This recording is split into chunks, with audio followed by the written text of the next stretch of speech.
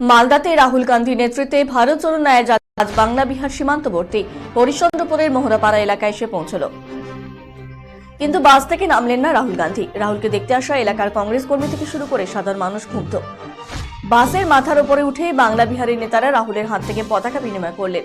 নিরাপত্তাজনিত কারণে মঞ্চে যেতে দেওয়া হলো না রাহুল গান্ধীকে।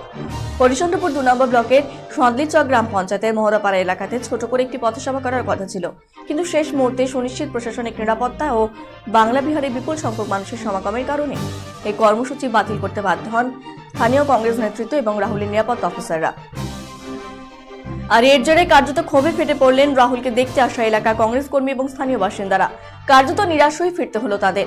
বাসে উঠে পতাকা বিনিময় করেই ভালুকা হয়ে রতুয়ার উদ্দেশ্যে রওনা হলো ভারত জোড়ো ন্যায় যাত্রা।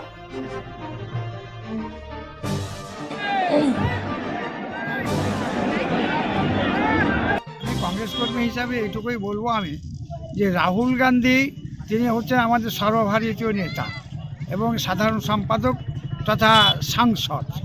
তিনি এখানে করে মিটিংয়ের ডেটটা দিয়েছিলেন, সকাল 10টা থেকে শুরু হওয়ার কথা ছিল।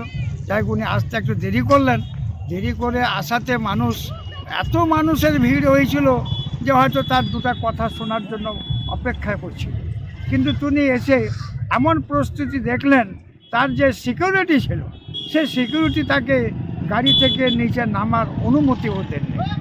এই জন্য এত মানুষ শুধু তার দুটো কথা শোনার জন্য এসেছিলেন, কিন্তু সেই কথাটা আর শোনা হলো না। জনগণ তাকে শুভেচ্ছা বার্তা জানিয়েছে, জনগণ আনন্দ দেখিয়েছে।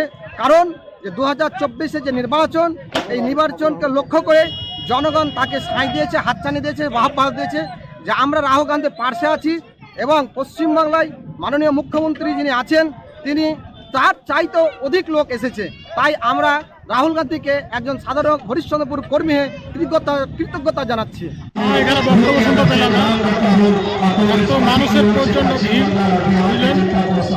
আমাদের স্টেজটাও মানে খুব ছোট, চলার মতো স্টেজ করতে পারিনি আমরা।